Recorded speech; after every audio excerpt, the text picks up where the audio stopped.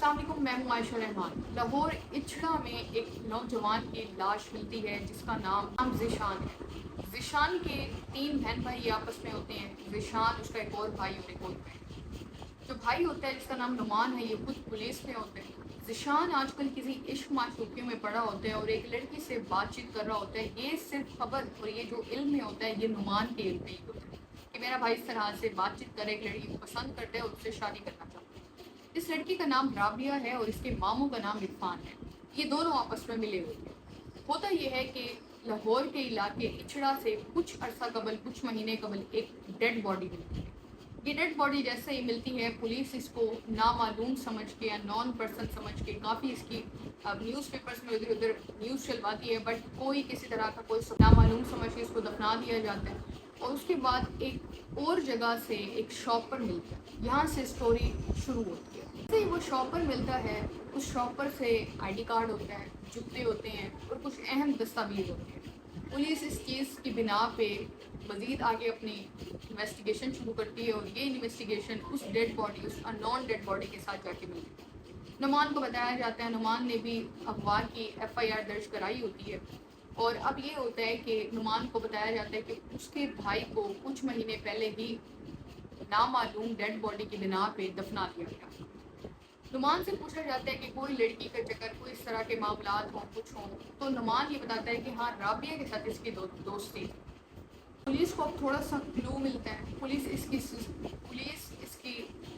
CDR, इसकी call data report निकलवाती है और उस रिपोर्ट में कुछ नंबर्स मिलते हैं जिसमें एक राबिया का नंबर होता है, जिसमें कंटिन्यूसली राबिया के साथ रब्ते।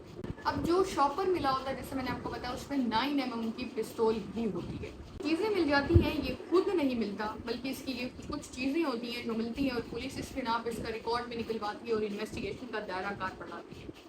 अब ये लड़की का जब पता चलता है, पुलिस पता करती है राबिया है कहाँ से, कहाँ की रहने वाली है। पुलिस को ये मालूम होता है कि राबिया गुजरावाला की रहने वाली है और कुछ अर्सा पहले नुमान के भाई ज़ीशान जो राबिया से मोहब्बत करता है, ये उससे मिलने के लिए भी गया था। ज़ीशान को एक फ्रेंड रिक्वेस्ट आती है। आप सोचोगे दोस्ती हुई कैसे, ये जानते कैसे थे आपस में? तो ज़ीशान को फ्रेंड रिक्वेस्ट आती है राबिया की और ये एक्सेप्ट करते हैं और यहाँ से इनकी बातचीत का सिलसिला शुरू होता है। जब इनकी बात आगे बढ़ती है, उससे पैसे भी मंगवाया करती है। अब ज़ीशान इसको ये कह रहा होता है कि मैं तुमसे शादी करना चाहता हूँ। राबिया उसको इरफान अपने मामू का नंबर देती है और कहती है कि इससे बात करो, अगर ये मान लिया तो हमारी शादी होना मुमकिन हो जाएगी। ज़ीशान इरफान से बात शुरू करता है राबिया के मामू से।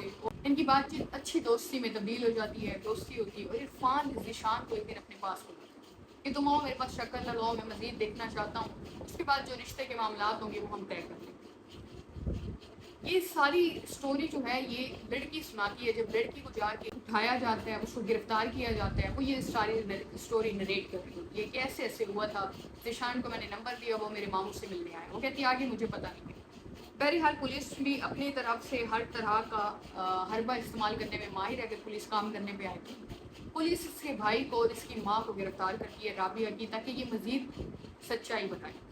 जैसे गिरफ्तार करती है तो वो ये आगे मज़ीद बताना शुरू करती है। कहती है कि मेरे मामू का पूछा जाता है कि वो कहाँ है, इरफान कहाँ पे। इरफान का ये कहती है, राबिया ये बताती है कि मेरा मामू इरफान बाकू गया हुआ है घूमने के लिए और वो इस फलां डेट को पाकिस्तान लैंड कर जाएगा सियालकोट एयरपोर्ट पे।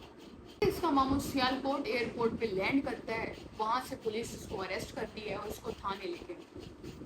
शुरू में तो ये मानता ही नहीं है कि मुझे पता नहीं है इरफान के साथ क्या हुआ, वो बस मुझसे मिलने आया, वापस चला गया, और ये इस तरह की स्टोरियाँ बनाना शुरू कर देता है। पुलिस सख्ती करती है तो ये आगे बताता है कि मैंने ही इरफान को कत्ल किया था। पुलिस पूछती है कि तुमने कत्ल क्यों किया, तो कहता है कि मैंने गैरत के नाम पे कत्ल किया था। कुछ अर्सा इसकी डेड बॉडी मेरे पास पड़ी रही, जब वो गलने सड़ने लगी और पहचान के काबिल नहीं थी तो मैंने इस डेड बॉडी को रैप किया प्लास्टिक बैग में और उठा के इसको एक जगह पे ठिकाने लगाया और पुलिस को फिर वो मिलती है नॉन के तौर पे और फिर वो उसको दफना देते हैं क्योंकि लाश पहचान में नहीं आ रही होती, उसकी कंडीशन इस तरह की होती है। अब यहाँ पे जो नुमान है, जो ज़ीशान का भाई है, वो ये कहता है और पुलिस का भी ये मानना है कि ये एक हनी ट्रैप है। खलील रहमान का आप सबको मालूम होगा जो उनके साथ हुआ था, हनी ट्रैप कहा जा रहा है। इससे पहले भी काफ़ी लोगों के साथ हुआ। तो ये पैसे भी लेती रही राबिया ज़ीशान से। ये नौजवान शख्स था, 29 से 30 साल इसकी उम्र थी। तस्वीर आप लोग देख पा रहे होंगे।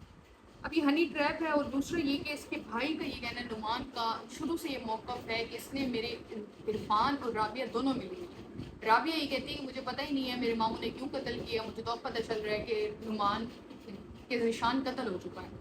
اس وقت دونوں ماموں اور بھانجی زیر حراست ہیں، انویسٹیگیشن چل رہی ہے، پولیس بھی انویسٹ کر رہی ہے، چلان تیار ہوگا، فردر اس حوالے سے کیا اپڈیٹس ہیں دیکھیں کیا ہوتا ہے اس کیس میں۔ لیکن نعمان کا یہی اسٹانس ہے کہ میرے بھائی کو انہوں نے قتل کیا ہے، آپس کی ان کی ملی بھگت ہے، اور یہ جو ایک فرضی بنا رہے ہیں کہ مجھے پتہ نہیں ہے، عرفان نے قتل کر دیا میرے ماموں نے، تو اس طرح کی کوئی سچویشن نہیں۔